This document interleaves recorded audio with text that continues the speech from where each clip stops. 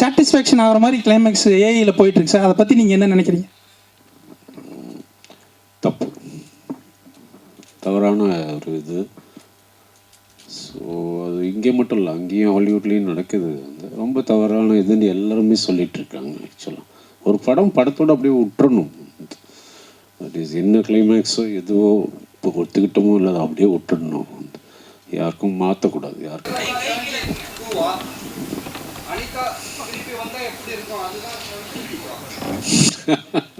அவங்க செத்து போயிட்டாங்களே, விட்டுருங்க.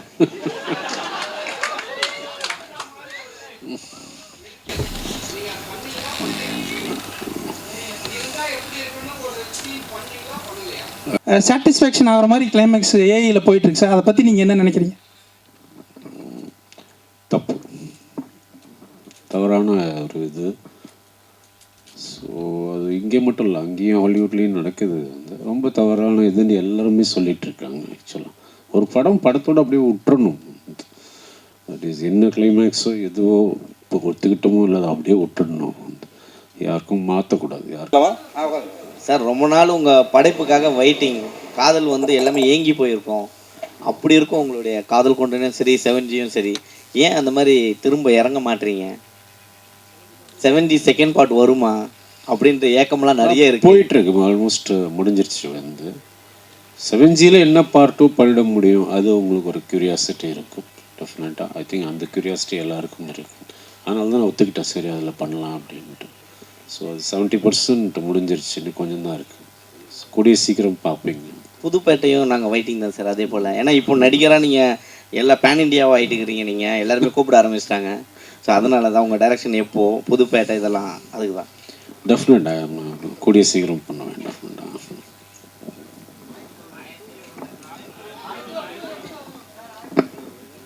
சார் விஷ்ணு விஷால் சாருக்கு ஒரு கேள்வி.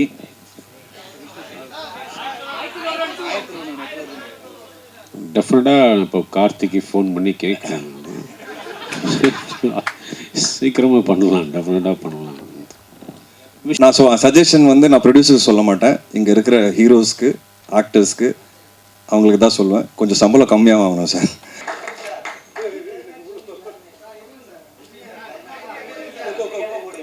சார் திருப்பி பார்க்குறீங்கன்னா சொல்லுங்கள், போட்டுடலாம். என்ன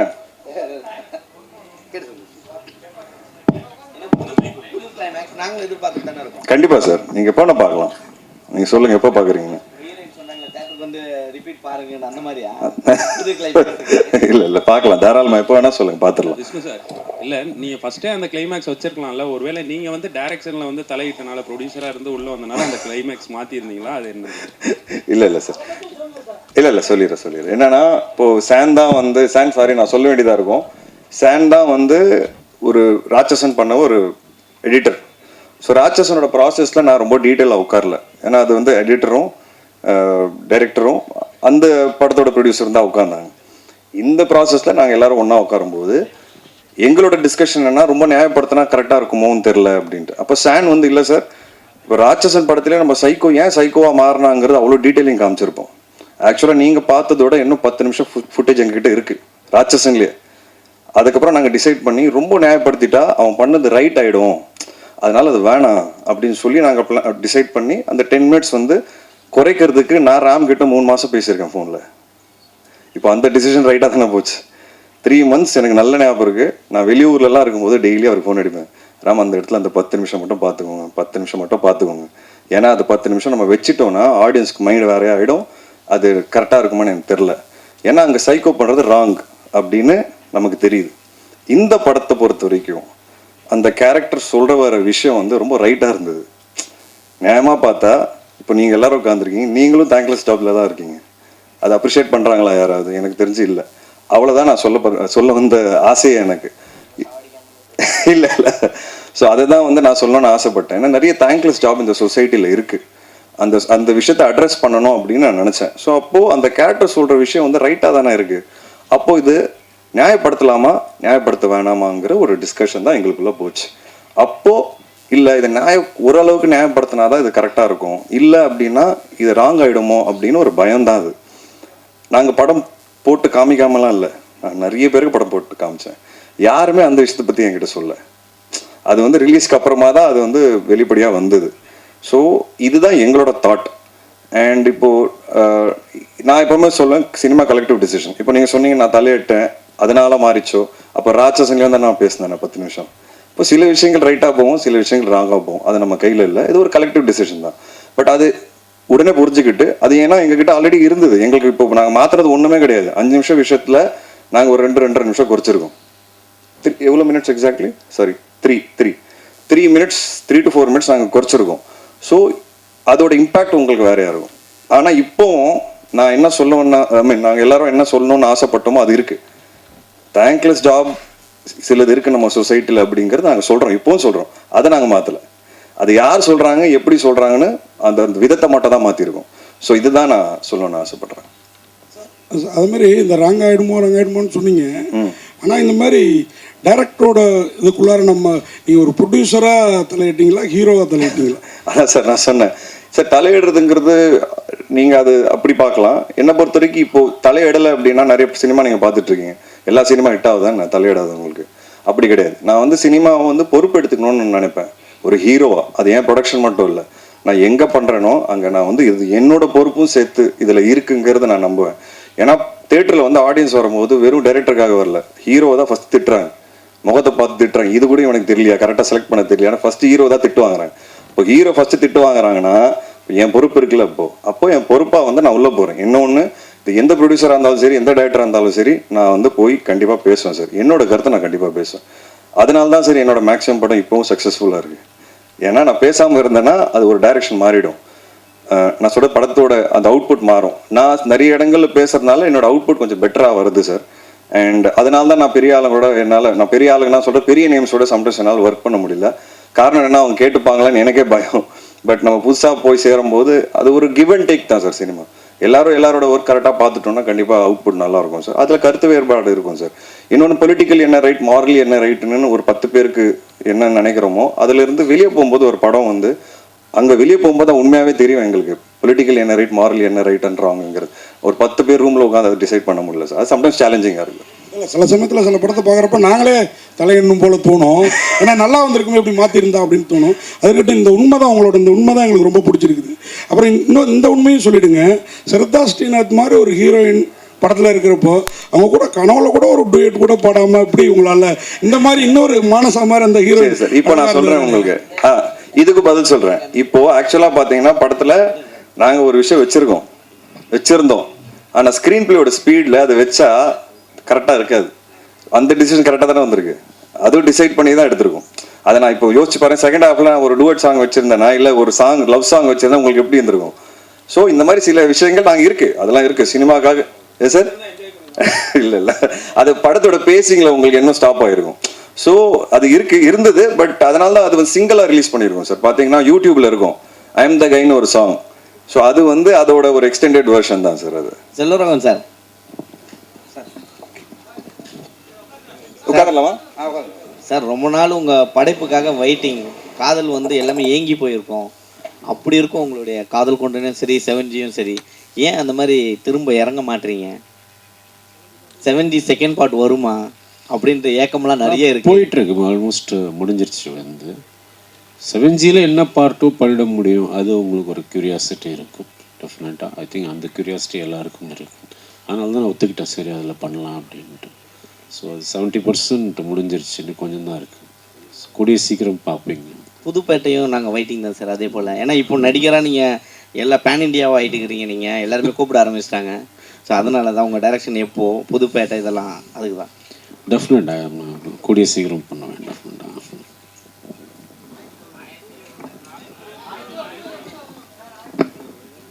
சார், விஷ்ணு விஷால் சாருக்கு ஒரு கேள்வி.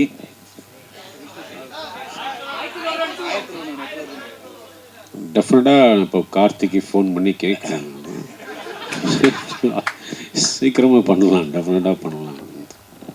விஷ்ணு விஷால் சாருக்கு ஒரு கேள்வி சார். இங்கே சார், இங்கே சார், பெரும்பாலும் இப்போ தமிழ் சினிமாவில் பார்த்தீங்கன்னு வச்சுங்களேன், ரொம்ப எக்ஸ்பீரியன்ஸ்டான ப்ரொடியூசர்ஸே வந்து தத்தளிக்கிறாங்க. ரொம்ப தி struggle to give up profitable successful business ஒரு படத்தில். பட் யூ சே தட் 3 படமும் நீங்கள் வந்து கண்டினியூஸாக வந்து யூ கிவன் அ ப்ராஃபிட்னு. நீங்கள் what you advise the producers, either the new producers or else the experienced producers, where do they fail? Sir advice கொடுக்குற அளவுக்குலாம் இன்னும் Advice, sir, வளரல. let it be as a suggestion or else.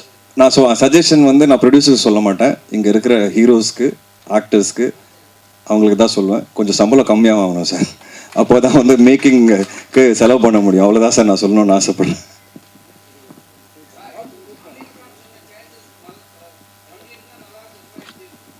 இல்லை, அவர் பண்ணது ஒரு 90% apply பண்ணியிருக்கோம் sir. So என்ன Praveen, you want to say that? இந்த கிளைமேக்ஸ் செக்மெண்ட் ஒரு டிஸ்அக்ரிமெண்ட் இருந்தது. அமீர் சார் ஆல்சோ ஃபெல்ட் அந்த கேரக்டர் வந்து இந்த மாதிரி பண்ணனா கண்டிப்பாக he has to be negative. So அதுதான் மெயின் கரெக்டாக டிஸ்அக்ரிமெண்ட்டாக இருந்தது. அதனால தான் அவர் ஆக்சுவலாக he didn't come on board. ஏன்னா அவர் திருப்பி படம் பண்ண ஸ்டார்ட் பண்ணும்போது hero like him playing a character, அது சீமிங்லி எவ்வளோ நல்லா இருந்தால் கூட இட்ஸ் ஆக்சுவலி ஒரு நெகட்டிவ் கேரக்டர். அது அப்படியே தான் ப்ரொஜெக்ட் பண்ண ஒரு ஆர்குமெண்ட் தான் இருந்தது. நம்ம வந்து அந்த தாட் கொஞ்சம் டிஃப்ரெண்ட்டாக இருக்கிறதுனால we thought like we should stick அந்த அதே தாட் ப்ராசஸ் புஷ் பண்ண அதுதான். ஸோ லைக் விஷ்ணு சொன்ன மாதிரி அவர் சொன்ன சேஞ்சஸ் இனிஷியல் ஸ்கிரிப்டில் அந்த விஷயங்கள்லாம் ஆல்ரெடி நம்ம ஒரு 90% ஆல்ரெடி இருக்குது அதில். விஷ்ணு விஷால் சார் நீங்கள்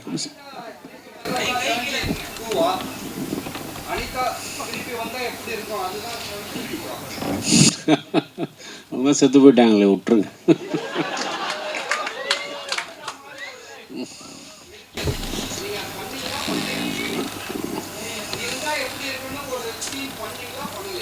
டெஃபினட்டாக நீங்கள் படம் பார்த்தீங்கன்னு புரியும் தான், எல்லாத்தையும் என்கிட்ட இங்கேயே கேட்டிங்கன்னு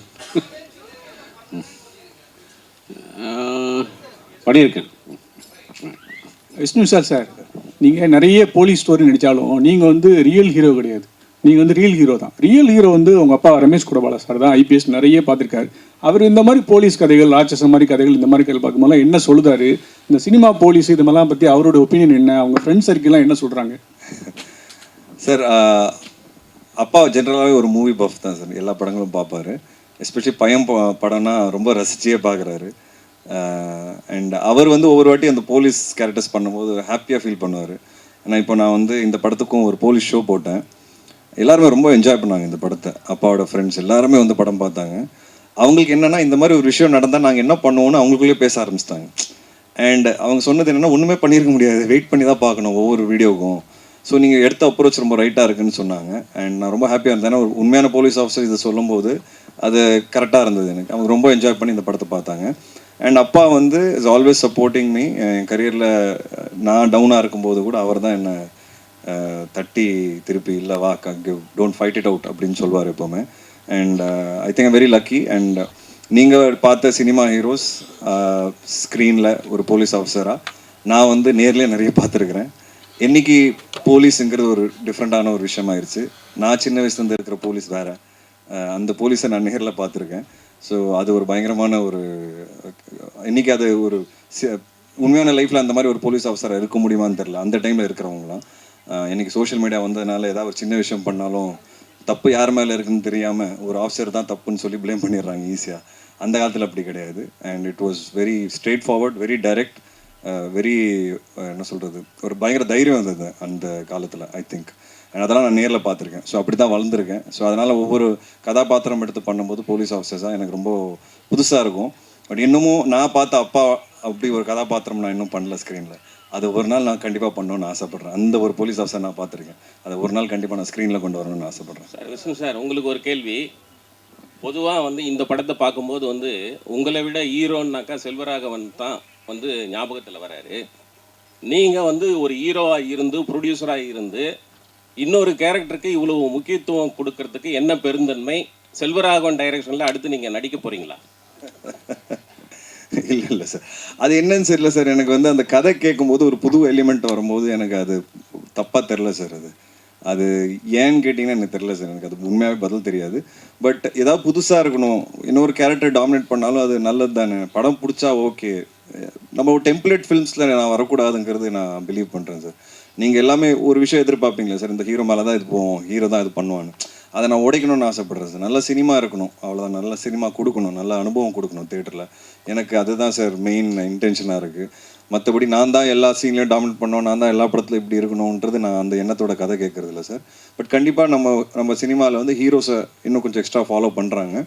அது நான் புரிஞ்சுக்கிட்டு நான் என்ன பண்ணணுமோ நான் பண்ணுவேன். பட் எல்லா படத்துலையும் ஏதாவது ஒரு 1-2 கேரக்டர் ரொம்ப நல்ல கேரக்டர்ஸாக இருக்கும் என் படத்தில் சார், அது மட்டும் கேரண்டி. மற்றபடி செல்வா சார்கிட்ட நான் முன்னாடி கேட்டிருக்கேன், அவர் டைரக்ஷன் நான் பண்ணணுன்னு தான் ஆசைப்பட்றேன். இது இன்னைக்கு இல்லை, நான் 3-4 வருஷம் முன்னாடியே சார்கிட்ட கேட்டிருக்கேன்.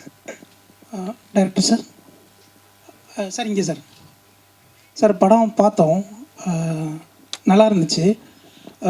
இப்போ கிளைமேக்ஸ் மாற்றிருக்கீங்கன்னு சொல்லியிருந்தார் சார், விஷ்ணு சார். இப்போது எங்களுக்கும் ஒரு ஒப்பீனியன் இருந்துச்சு கிளைமேக்ஸில். எல்லா கொலைகளையும் வந்து தற்கொலைகளையெல்லாம் வந்து அவர் கொலைகளாக மாற்றியிருந்தா கொஞ்சம் ஹியூமானிட்டி அங்கே வெளியே வந்திருக்கும் அப்படிங்கிற மாதிரி நாங்கள் யோசித்தோம். அந்த மாதிரி ஏதாவது கிளைமேக்ஸ் இருக்கா சார்? அதாவது ரிவீல் பண்ணாமல் சொன்னால் இன்னும் சூப்பராக இருக்கும் சார், ஸ்பாய்லர் இல்லாமல். சார், விஷ்ணு முன்னாடி சொன்ன மாதிரி இது ஆக்சுவலாக நம்ம புதுசாக சேஞ்ச் பண்ணதில்லை. நம்ம படம் பண்ணிகிட்டு இருக்கும்போது 2 ஆப்ஷன் இருந்தது. அது ரொம்ப ஒரு மாரல் டிபேட்டாக தான் சார் இருந்தது. பட் இன்டர்னலி நமக்கு ரொம்ப கிளியர் சார், அவர் பண்ணுறது என்ன ஆனாலும், என்ன ஜஸ்டிஃபிகேஷன் ஆனாலும் அவர் பண்ணுறது சரியில்லை. அதை நம்ம ஜஸ்டிஃபை பண்ண முடியாது. ஆனால் அது அந்த இப்போ இருக்கிற எண்டிங்கில் வந்து அது அவர் பேசும்போது அது இன்னும் கொஞ்சம் ரைட்டாக தெரியுது. அந்த ஏரியா தான் நம்ம சேஞ்ச் பண்ணியிருக்கோம். ஸோ பட் அந்த டெத்ஸு, அது கூட ரீசன், அந்த மாதிரி விஷயங்கள்லாம் ஒரு இன்டென்ட் இருக்குது. அந்த அவர் சொல்கிற ஒரு ரீசன் இருக்கு இல்லையா, அது அப்படி தான் இருக்கும் சார், அது கொஞ்சம் அப்படி தான் இருக்கும். பட் இந்த படத்தில் பிகினிங் இருக்குது, பிகினிங்கில் சில விஷயங்கள் நம்ம காட்டியிருக்கோம். அது ஆக்சுவலாக இப்போ இந்த எக்ஸிஸ்டிங் கிளைமேக்ஸ் அது ஏன் ஒரு விஷயம் மிஸ் ஆயிடுச்சு, அது கூட நம்ம கனெக்ட் பண்ணியிருக்கோம். அப்போ தான் இப்போ அந்த கதை கம்ப்ளீட்டாக இருக்கும். அந்த பிகினிங்கில் நடந்த விஷயம் எண்டில் அது திருப்பி கனெக்ட் பண்ணும்போது தான் ஓகே இதனால இன்னொரு விஷயம் கூட வரும், அதுதான் பண்ணியிருக்கு சார். சார் செல்வராஜ் சார்ட்ட ஒரு கேள்வி சார். இப்போ அவர் ஒருத்தர் சொன்னார், இந்த மாதிரி அனிதா கிளைமேக்ஸில் வந்ததாக பார்த்தேன்னு சொன்னாருங்க சார்.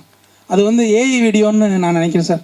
நிறையா நெகட்டிவிட்டியான கிளைமேக்ஸும் கொஞ்சம் ட்ராஜடியான கிளைமேக்ஸ்லையும் இப்போ ஏஐயில் மாற்றிட்டு இருக்காங்க சார், ஆடியன்ஸோட சாட்டிஸ்ஃபேக்ஷனுக்காக. ஆக்சுவலி அதை பார்த்தா எனக்கு பிடிக்கல சார். ஏன்னா இயக்குநர்களோட உணர்வில் வந்து ஏஐ மாற்றுற மாதிரி இருக்குது சார். நீங்கள் அதை எப்படி என்ன நினைக்கிறீங்க சார்? ஏஐ ஆர்டிஃபிஷியல் இன்டெலிஜென்ஸில் கிளைமேக்ஸில் அனிதா வர மாதிரி காமிச்சிருக்காங்க சார். இப்போ பருத்தி வீரனில் பிரியாமணிக்கு எதுவும் ஆகாத மாதிரி காமிச்சிருக்காங்க. இந்த மாதிரி நிறைய படங்கள் வந்து இயக்குநர்களோட உணர்ச்சியை ரொம்ப பாதிக்கப்படுதுங்க சார். இப்போ அந்த படத்தை நேசிக்கிற ஆடியன்ஸும் ரொம்ப பாதிச்சிருக்காங்க. சாட்டிஸ்ஃபேக்ஷன் ஆகிற மாதிரி கிளைமேக்ஸ் ஏஐயில் போயிட்டுருக்கு சார். அதை பற்றி நீங்கள் என்ன நினைக்கிறீங்க? தவறான ஒரு இது. ஸோ அது இங்கே மட்டும் இல்லை, அங்கேயும் ஹாலிவுட்லேயும் நடக்குது. அந்த ரொம்ப தவறான இதுன்னு எல்லாருமே சொல்லிட்டு இருக்காங்க. ஆக்சுவலாக ஒரு படத்தோடு அப்படியே விட்டுறணும். தட் இஸ் என்ன கிளைமேக்ஸோ எதுவோ இப்போ ஒத்துக்கிட்டமோ இல்லை, அதை அப்படியே விட்டுடணும். யாருக்கும் மாற்றக்கூடாது, யாருக்காகவும்.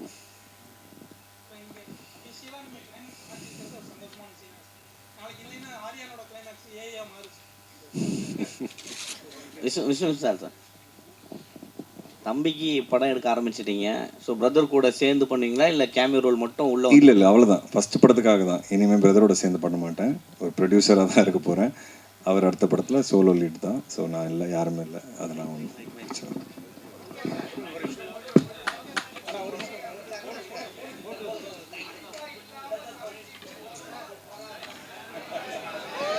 சார் ரொம்ப பாதிச்சிருக்கீங்க பார்த்துட்டு 7G பார்த்துட்டு. உங்கள் லைஃப்பில் ஒரு அனிதா இருந்திருக்காங்களா? அப்படி தான் தோணுது நீங்கள் பேசுகிறத பார்த்து.